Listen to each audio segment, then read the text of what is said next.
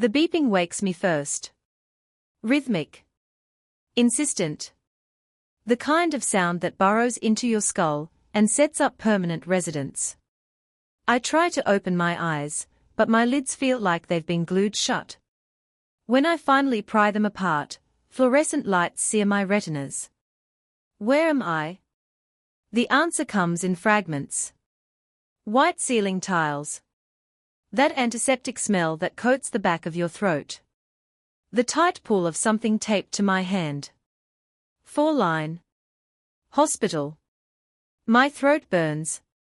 Raw. Wrong. I try to swallow, but it feels like I've swallowed broken glass. I reach up with a trembling hand and touch my neck, feeling the tenderness there. They had a tube down my throat. How long was I out?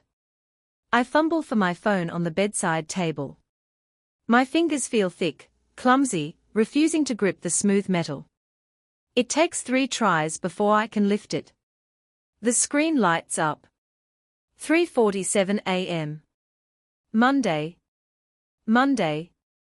I collapsed on Thursday. 4 days ago.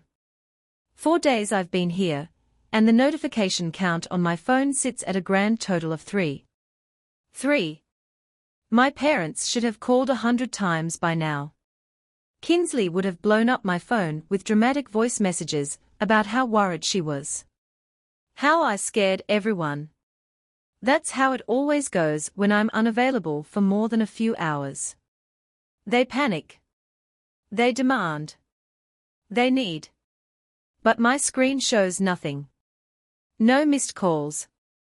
No frantic texts, asking where I am or if I'm okay. I tap the notification icon, and my stomach drops through the hospital bed. Bank of America. $12,400 charge, at Cabo San Lucas Resort. Posted 2 days ago. My vision blurs, and I have to blink hard to clear the fog. I read it again.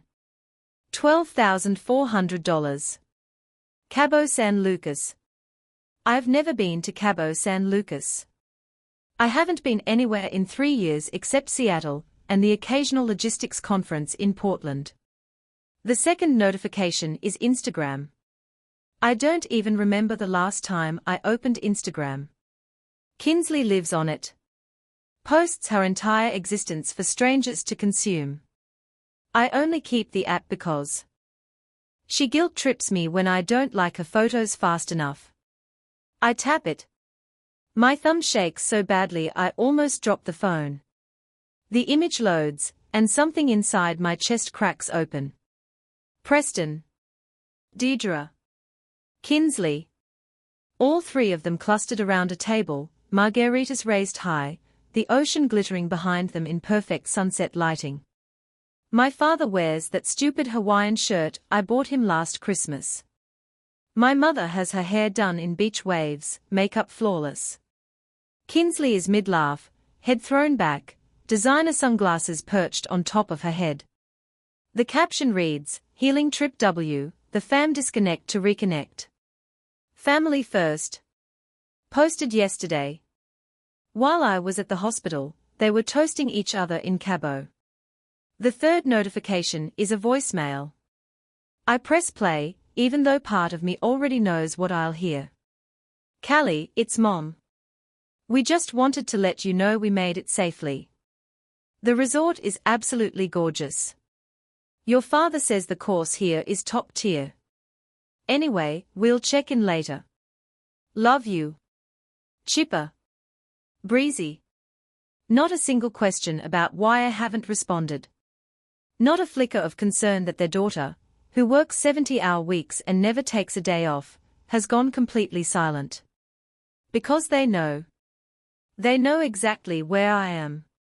The hospital called them. They had to. I'm the one who pays for their cell phones. I know the number by heart. Someone from this hospital called my emergency contacts and told them their daughter was in the ICU with sepsis. And they chose margaritas. My hand shakes violently now as I scroll back further, past the cheerful vacation photos, looking for something. Anything. A worried text from 4 days ago. A missed call. Time-stamped right after my collapse. Nothing. But there is something from 5 days ago. Before I collapsed. Kinsley. Need $500 as soon as possible. Dress for Cabo didn't fit. Don't ignore me.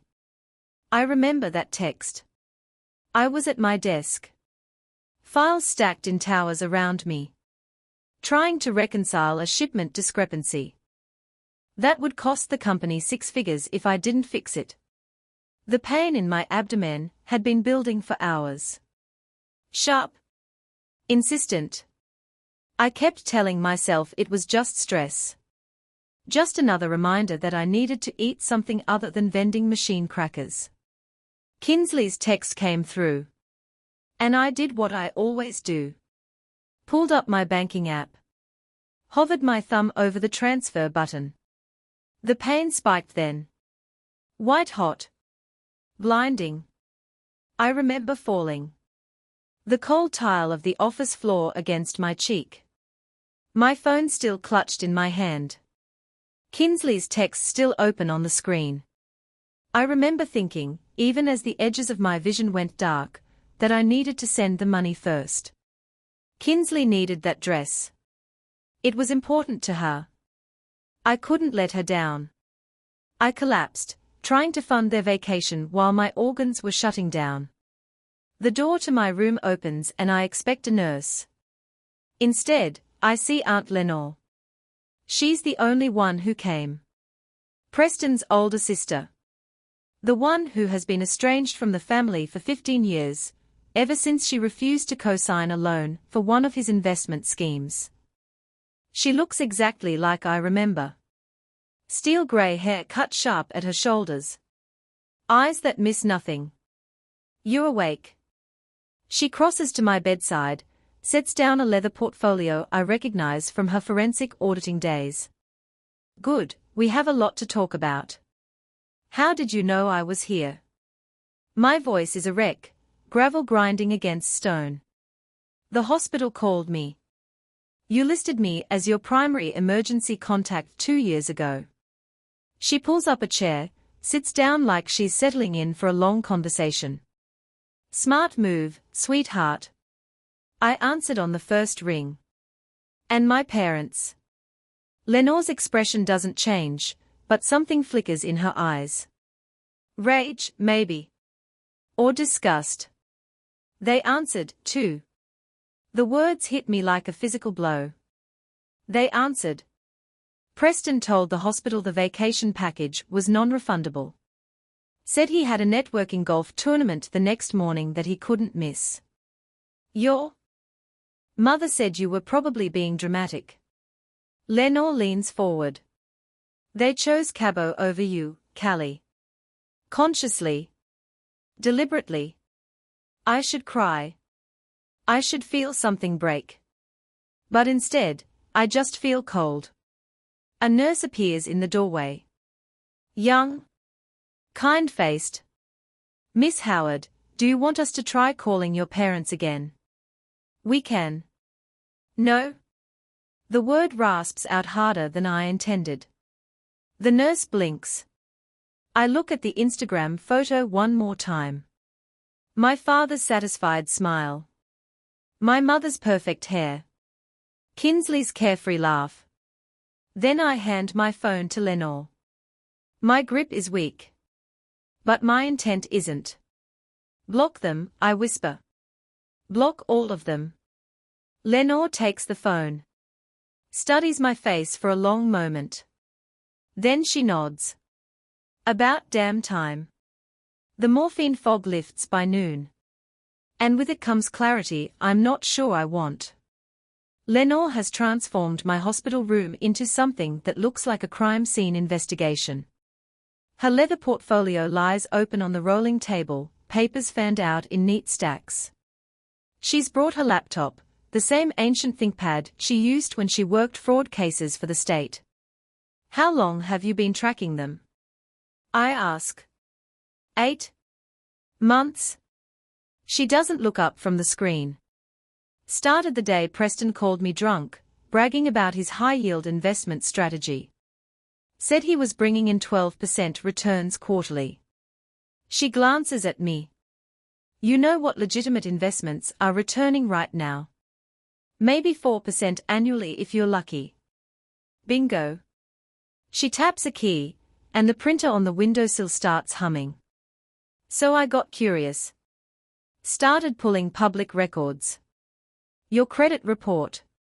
Property filings. My chest tightens. You can't access my credit report. You're right.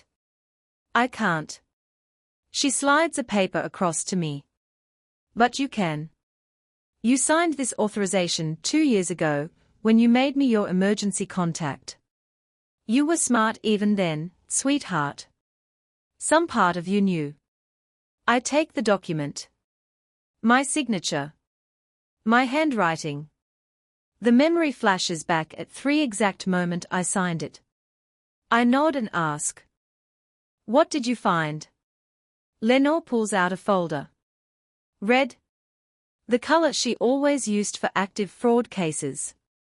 Your family doesn't have a CFO, Callie. They have you.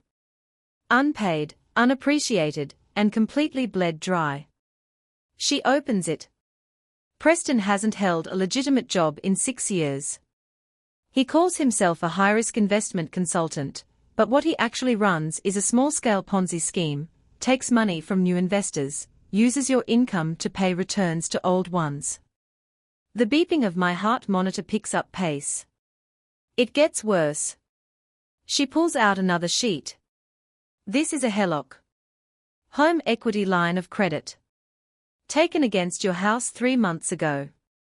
$60,000. The number doesn't make sense. I didn't take out a HELOC. No, you didn't. Lenore's jaw tightens. But someone did. Someone who forged your signature, and had it notarized by someone who should lose their license. I stare at the document. The signature looks like mine. Close enough that a bank wouldn't question it. But I know I didn't sign this. I would never leverage my house. It's the only thing I own outright. The only safe place I have. I can't prove this in court yet. Lenore says. Not without more evidence. But I can prove it to you. She turns the laptop toward me. Pulls up a video file. The thumbnail shows my kitchen. Ring camera. I ask. From your doorbell. The one that also covers your kitchen if the door's open. She hits play. The footage is from 7 weeks ago. I was at a conference in Portland that weekend. I remember because Kinsley complained I'd miss her birthday brunch. On screen, Preston sits at my kitchen table. Papers spread out in front of him. The HELOC documents. He's got a pen in his hand. Practicing something on a legal pad. My signature. He does it over and over. Checks it against something on his phone. Probably a photo of my real signature. Tries again. Deidre leans over his shoulder. Watches.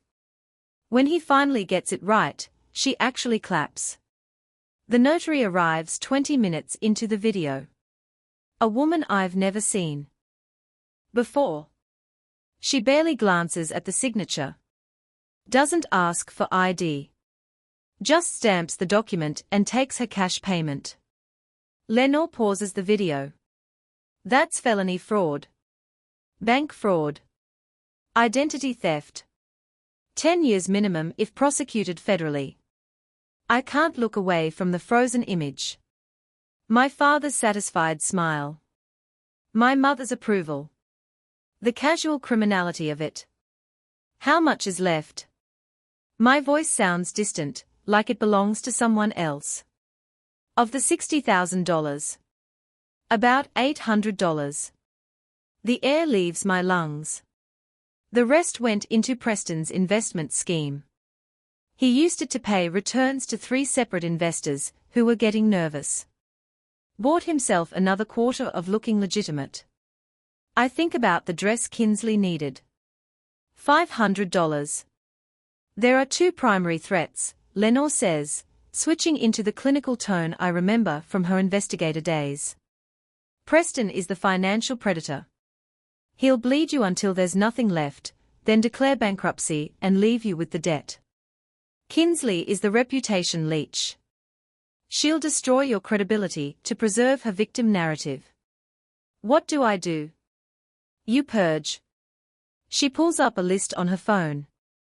Every supplementary card in your name, every account they have access to, every automatic payment that touches your money. You cut it all off. Right now. No warning. No explanation. My hands shake. They'll lose their minds. Good. Lenore's eyes are hard. Let them. You're in a hospital bed because you worked yourself into sepsis trying to keep them comfortable. They are in Cabo drinking on your dime. You don't owe them a soft landing. She's right. I know she's right. But 32 years of conditioning doesn't evaporate because of one Instagram photo. Start with the cards, Lenore says. She hands me my phone, already open to my banking app. Lock them all. I navigate to the supplementary card management screen. 4 cards. Preston, Deidre, Kinsley, and one for Grandma Betty that I forgot existed. I tap the first one. Preston Howard. Status. Active. Last charge. $340 at a golf pro shop in Cabo. Yesterday. I select lock card. A confirmation screen appears. Are you sure you want to restrict this cardholder's access? My thumb hovers over. Confirm. He's at dinner right now. Lenore says quietly. Checked his Instagram story 20 minutes ago. Some oceanfront restaurant. Expensive place. He's probably trying to recruit new investors over lobster. I press confirm. Then Deidre's. Then Kinsley's. Then Betty's. 4 cards locked in 90 seconds. Now the fraud alerts, Lenore says. Call the credit bureaus. Tell them you're a victim of identity theft and you need an immediate freeze. I make the calls. TransUnion. Equifax. Experian. It takes effort. My voice cracks. And I have to repeat myself twice to the automated system. But I do it. Each one seals another door Preston was using to access my financial life. Final step, Lenore says. The joint accounts. We don't have joint accounts. You have 3 accounts that list Preston Howard as an authorized user. He can't withdraw, but he can see every transaction you make. She pulls up the statements. He's been monitoring your spending patterns for at least 2 years. That's how he knew exactly how much he could take without you noticing immediately. The violation of it crawls across my skin. I remove his access from all 3 accounts. Lenore checks her watch. In about 20 minutes, your father is going to try to pay for dinner. His card will be declined. The waiter will probably cut it in half right there at the table. In front of whoever he's trying to impress. Good, I say. My phone rings before the word is fully out of my mouth. An unknown number. My family. Lenore reaches for it, but I stop her. I need to hear this. Need to know if there's any part of my family that's calling because they found out I was hospitalized. Any fragment of him that's actually my family instead of my accountant's. I answer. Put it on, speaker.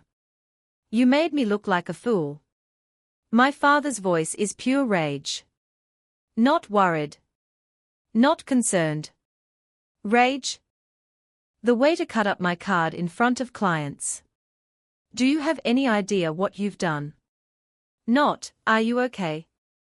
Not, we heard you were sick.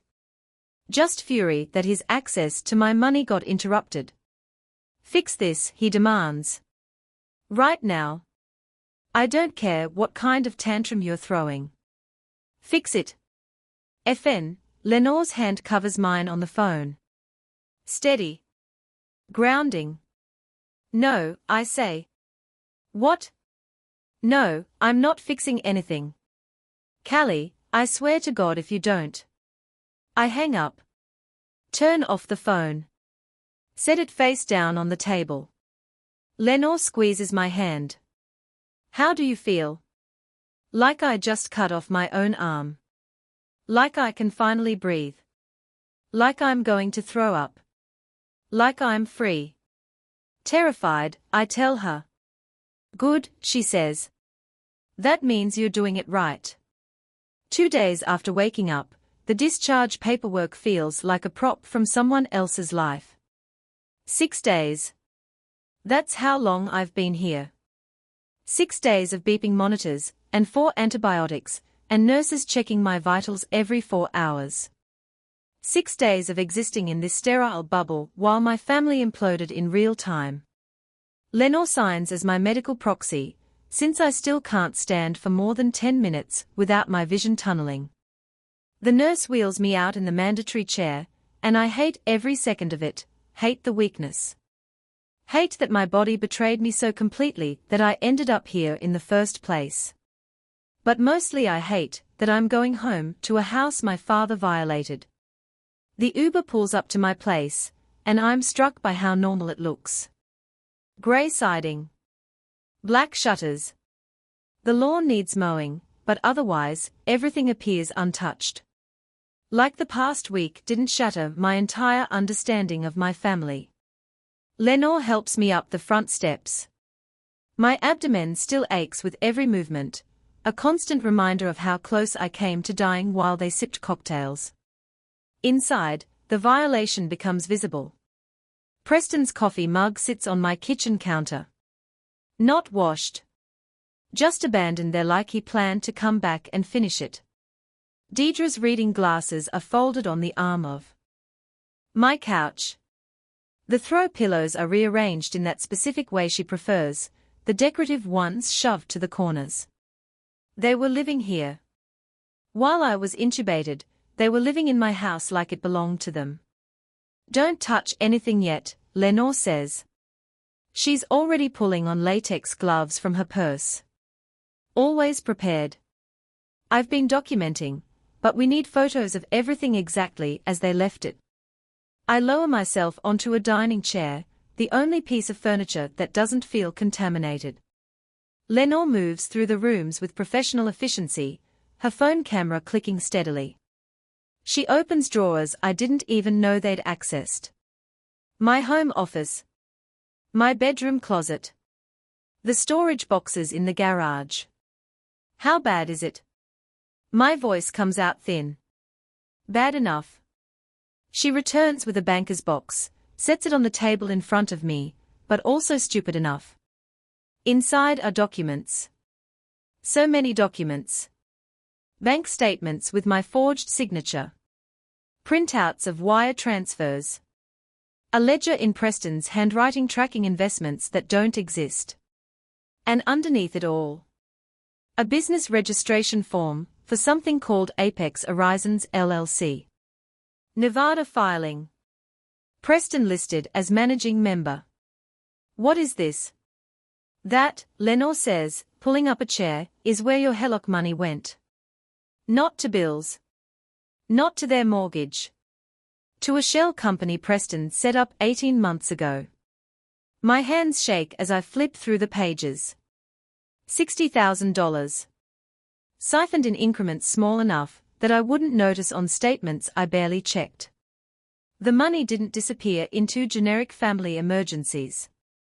It went into an account Preston controlled completely. He's been running this scheme for 8 years minimum. Lenore spreads out a timeline she's constructed. Color-coded. Cross-referenced. Small investors. Mostly people from his golf club. He promises 12% returns, pays out the first few dividends to build trust, then uses new investor money to pay old investors. A Ponzi scheme. A Ponzi scheme, she taps the Nevada filing. This is the infrastructure. He thought Nevada's privacy laws would protect him. He thought you'd never look. I stare at the evidence. At the proof of my father's systematic fraud, laid out in neat columns. Part of me wants to feel shocked, but mostly I just feel cold. My phone buzzes. Grandma Betty. Again. She's called 4 times since yesterday. Left 3 voicemails that Lenore previewed for me, each one more aggressive than the last. The messages all follow the same script. I'm selfish. I'm cruel. I'm destroying the family over a misunderstanding. The felony fraud doesn't rate a mention. The phone buzzes again. I reach for it, but Lenore's hand covers mine. You don't have to answer. She'll just keep calling. Let her. But the buzzing continues. Insistent. Demanding.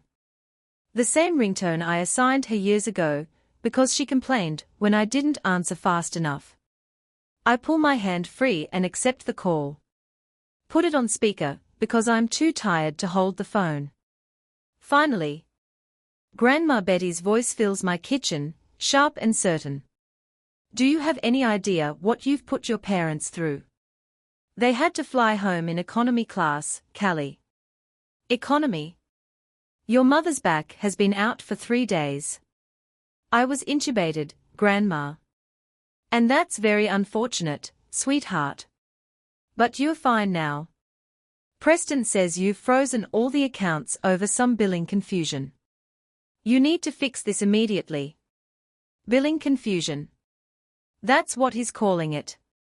He forged my signature on a $60,000 loan. Oh, don't be dramatic. You have so much, and they have so little. It is your duty to share. Family takes care of family. There it is. The foundational belief that's governed every interaction we've ever had. Family takes care of family, which in practice means Callie funds everyone else's choices without complaint. Preston says you're destroying the family over a misunderstanding. Betty's voice softens, turns coaxing. You've always been such a good girl, Callie. So responsible. Don't let pride ruin what we have. Lenore reaches for the phone, her expression fierce. Ready to fight this battle for me, I stop her. This is mine.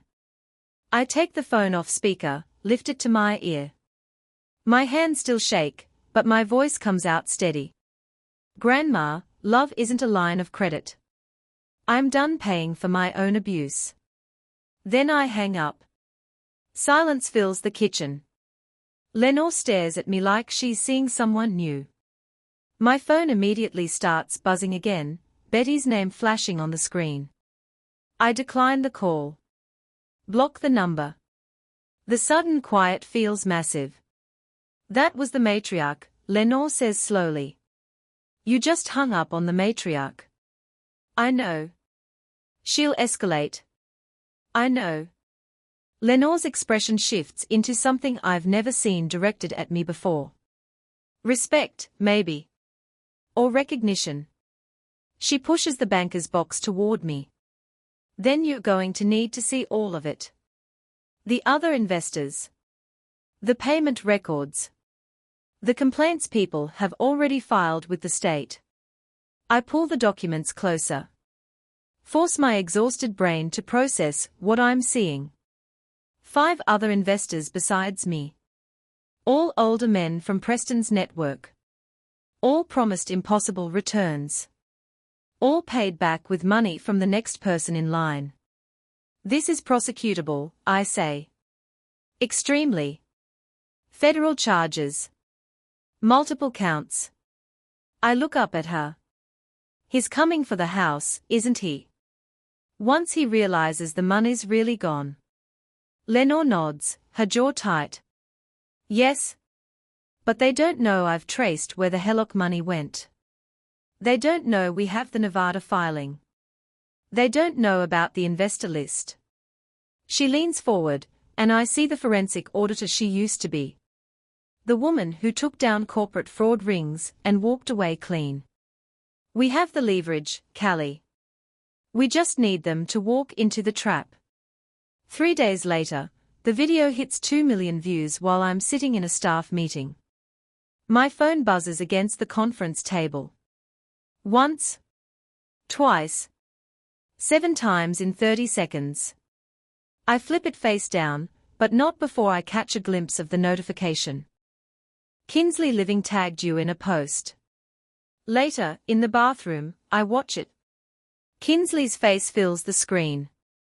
Mascara streaked artfully down her cheeks. Real tears this time, I think. Or maybe she's just gotten better at the glycerin trick. My sister left us stranded. She sobs into the camera. We had nothing. No way home. She cut us off while we were in another country because she couldn't stand seeing us happy for once in our lives. The comments scroll faster than I can read them. Narcissist. Hope karma gets you. Your poor parents. By the end of the day, 3 co-workers have asked if I'm okay. By the end of the week, my boss pulls me aside to discuss personal matters affecting workplace perception. Professional damage. Mounting. Exactly what Kinsley intended. 2 weeks after the video goes viral, Preston's lawyer sends the demand letter. Lenore brings it to my apartment on a Tuesday evening. I'm heating up soup I won't eat, trying not to think about the fact that my LinkedIn inbox is full of messages from people who've seen Kinsley's performance. Tenants' rights. Lenore reads aloud, her voice flat. He's claiming a verbal lifetime lease based on, quote, decade of continuous residency and property management. Unquote. I set down my spoon. He what? It's a stalling tactic.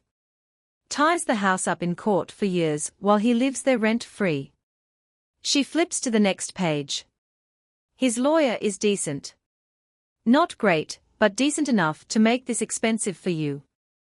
The number at the bottom of the estimate makes my stomach turn. Legal fees. Court costs.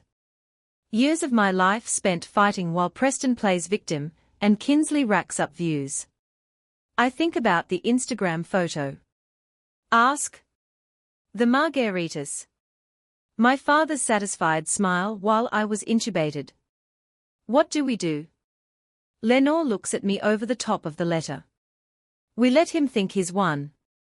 The mediation happens in a conference room that smells like burnt coffee and desperation. Grey walls. Grey carpet. A table so aggressively neutral it might as well not exist. Preston arrives first. Lawyer in tow. He's wearing a suit I bought him 2 Christmases ago for a business opportunity that never materialized. Deidre follows. Phone already out. Probably texting Kinsley play-by-play updates. Kinsley herself slouches in last, filming everything on her phone until the lawyer makes her stop. I let my hands shake when I pour water from the pitcher. Spill a little on the table. Preston notices. Smirks. Callie. His voice carries that false warmth he uses when he wants something. We don't have to do this. We're family. I don't answer. Let my silence read as fear instead of fury. Lenore sits beside me, playing her part. Weary advisor. Tired of fighting. She's dressed down for this, wore her oldest blazer, left her forensic auditing credentials off the table tent with her name. Preston's lawyer starts talking. Demands. Concessions. A formal acknowledgement of their residency rights. 6 months minimum before any eviction proceedings, plus a monthly stipend for displacement hardship. The words blur together. I focus on my breathing. In for 4. Out for 4. The technique my therapist taught me for panic attacks works just as well for calculated performance. Miss Howard. Preston's lawyer leans forward. Your father has been very patient. But he's prepared to take this to trial if necessary. The publicity alone. We have a proposal. Lenore interrupts. She slides a document across the table. Single page. Dense text. The header reads, Affidavit of Residency and Management. Preston's lawyer picks it up. Skims it. His eyebrows rise slightly. But he keeps his face professionally neutral. What is this? A compromise? Lenore's voice is exhausted. Defeated. Oscar-worthy. Callie will agree to a 6-month extension and a modest monthly stipend. In exchange, Preston signs this affidavit, confirming he resided at the property as his primary residence and exclusively managed household finances for the past 10 years.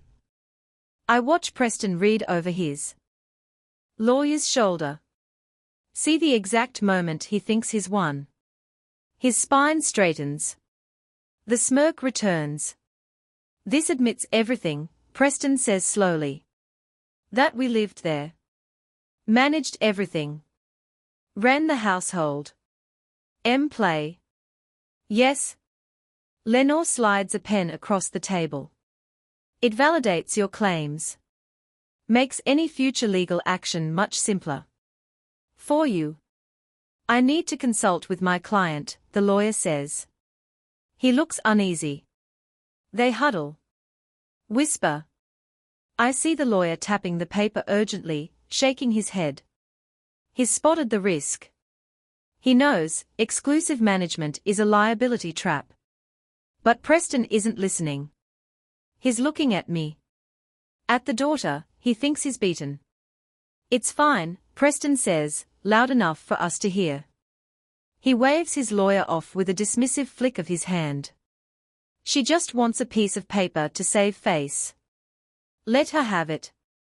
Preston, I strongly advise against, the lawyer starts. I said it's fine. Preston snatches the pen. His signature sprawls across the bottom line, bold and confident. The signature of a man who thinks he's just secured his retirement on his daughter's dime. Deidre signs as witness. So does Kinsley, her handwriting looping and dramatic. They leave 20 minutes later, high-fiving in the hallway. I hear Kinsley's laugh echo back through the closing door, sharp and triumphant. The door clicks shut. Lenore's exhausted demeanor vanishes like somebody flipped a switch. She picks up the signed affidavit, holds it up to the light streaming through the window, checking the signatures one final time. Then she smiles. It's not a nice smile. It's the smile of a forensic auditor, who just got exactly the evidence she needed, gift-wrapped and notarized. They just signed their own death warrant. I stare at the document.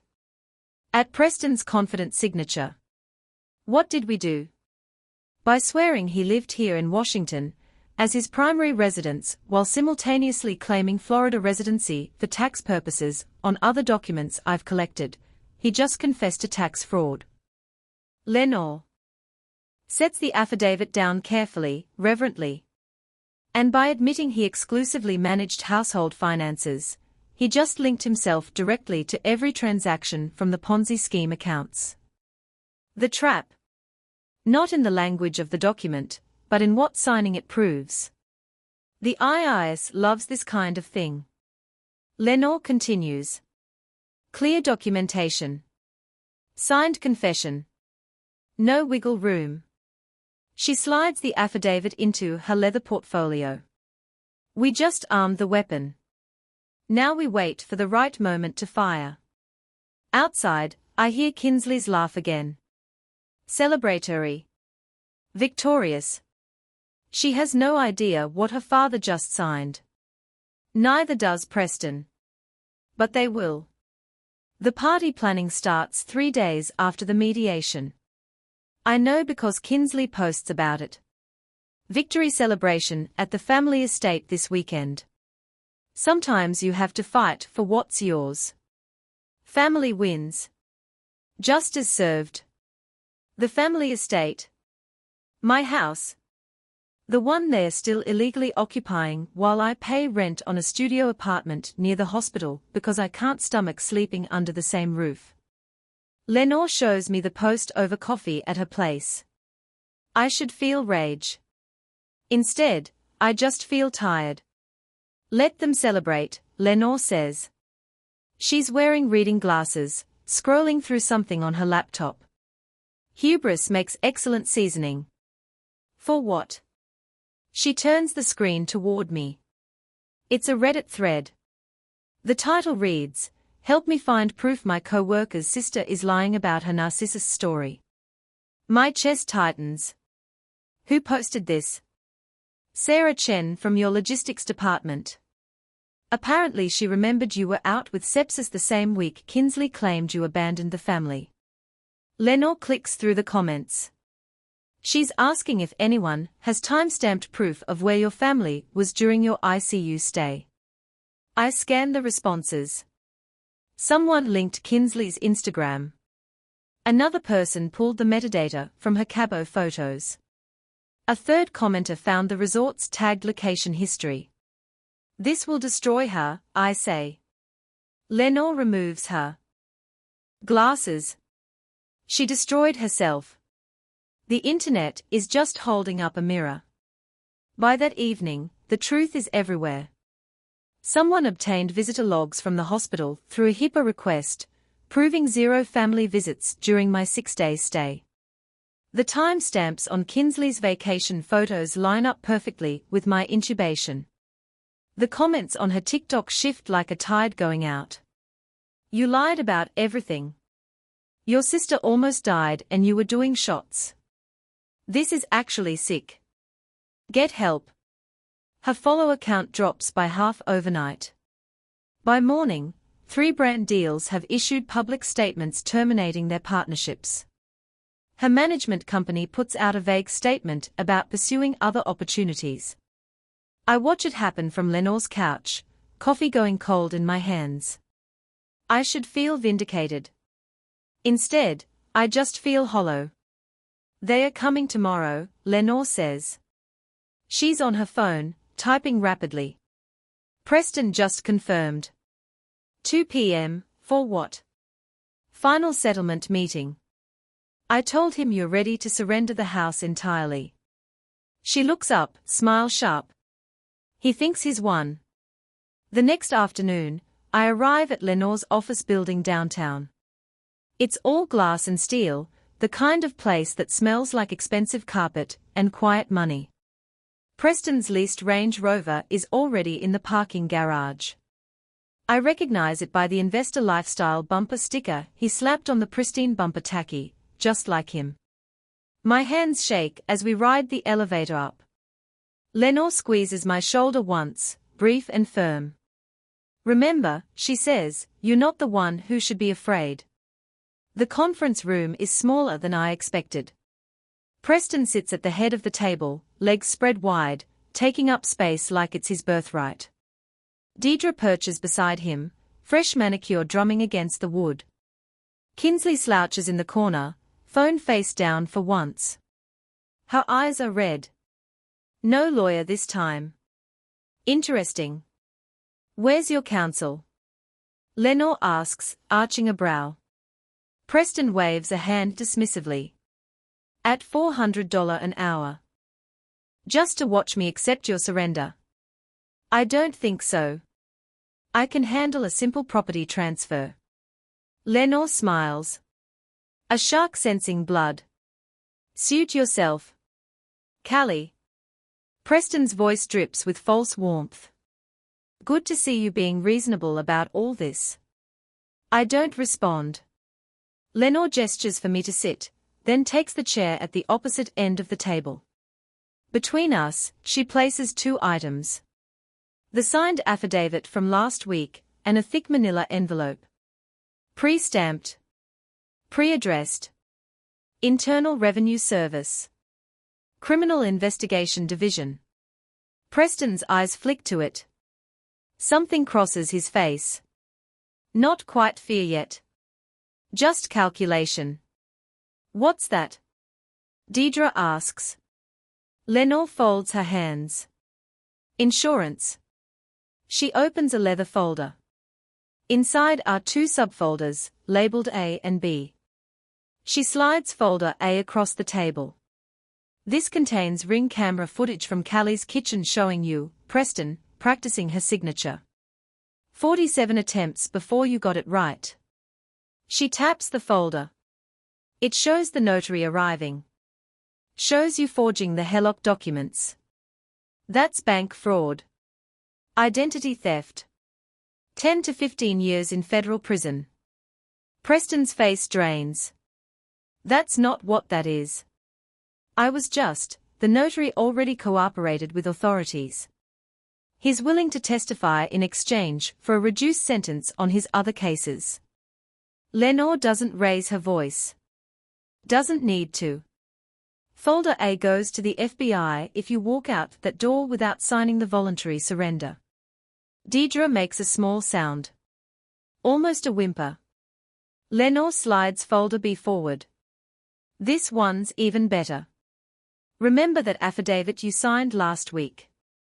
The one where you swore under oath that you lived in Washington as your primary residence while exclusively managing all household finances. Preston's hands curl into fists. That's interesting. Because your Florida driver's license says you're a resident of Orlando, so does your tax return from last year. And the year before. And every year since 2016. She opens the folder, revealing page after page of documentation. You claimed Florida residency to avoid Washington's capital gains tax. But you just signed a legal document admitting you lived here. That's called tax fraud, Preston. I'll recant. His voice comes out strangled. I'll say I was confused. Then I mail both folders to investigators, and you get charged with perjury on top of everything else. Lenore leans back. But wait. There's more. She pulls out another set of papers.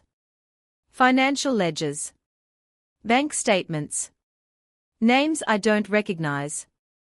By admitting you managed Callie's household finances, you legally tied yourself to every account that received funds from her income, including the Nevada Shell Company. Including the investment scheme accounts. She spreads them like a poker hand. We have 12 investors ready to file complaints. We have wire transfer records. We have your signature on documents promising returns you knew you couldn't deliver. Those were legitimate investments, Preston says. But his voice cracks. Then you won't mind explaining them to a grand jury. Silence fills the room like water rising. Deidre is crying quietly. Kinsley stares at the table. Motionless. Preston looks at me finally. Really looks at me. Callie. Sweetheart. This is your aunt twisting everything. You know me. You know I'd never deliberately hurt you. We're family. His voice shifts, takes on that wheedling tone I've heard 1,000 times. We made mistakes. People make mistakes. But we raised you. We loved you. Doesn't that count for something? Once, that tone would have shattered me. Would have pulled me right back into the cycle. Now I just wait for Lenore to finish. She taps the pre-stamped envelope. Here's how this works. You sign the voluntary property surrender right now. You vacate within 24 hours. I file a simple eviction on record. No criminal charges. You walk away with your freedom. Or? Preston asks. Or you refuse. And this envelope goes in the mail the second you leave. FBI. IRS. Every investor complaint filed simultaneously. You'll be in federal custody within a week. The fluorescent lights hum. Someone's phone buzzes. Kinsley, probably. Another brand deal falling through. Preston's hand trembles as he reaches for the pen. Just a small loan. He says, voice breaking. To help us move. Start over. $5,000. You have so much, Callie. Just $5,000. Every cell in my body recognizes this moment. The final test. The last chance for old patterns to reassert control. Old Callie would have checked her bank balance before he finished the sentence. I stand. Look him directly in the eye. No. One word. Clean. Final. His face crumples. Not with sadness. With rage. With disbelief that his asset is refusing to perform. He signs. 18 hours later, I stand in my house while Lenore changes the locks. The place is empty except for the furniture I bought. They took their clothes, Preston's files, Kinsley's ring light setup. Nothing else. The silence is extraordinary. My phone buzzes. Grandma Betty's name lights up the screen. I let it go to voicemail, already knowing what it'll say. Family betrayer. Ungrateful. Cold-hearted. I delete it without listening. Through the window, I watch the sun set, paint my neighborhood in shades of copper and gold. My abdomen still aches sometimes, phantom pain from the sepsis, but my chest feels light, free. The house sells 3 months after the eviction. I watch the closing documents slide across the table at the title company, my signature study where Preston's once trembled. After paying off the fraudulent HELOC, there's no profit. Just zero. A clean slate where contamination used to be. I take the last check and walk out into rain. My new apartment overlooks Puget Sound from the 3rd floor of a 1,970 building in Ballard. 800 square feet, 1 bedroom, a balcony barely wide enough for 2 folding chairs. It costs half what the house did, and when I wake up here, my chest doesn't feel like someone parked a truck on it. No ghosts. No debts. Just mine. 6 months after the eviction, I meet the first grant recipient in a coffee shop near Pike Place Market. Her name is Rebecca. 28. Shaking hands, clutching a folder of financial documents she's afraid to open. My brother took out credit cards in my name, she says. I didn't know until collections called my work. I recognize the look in her eyes. The shame that doesn't belong to her but sits there anyway, heavy as a stone. You're not responsible for what he did, I tell her. You're only responsible for what you do now.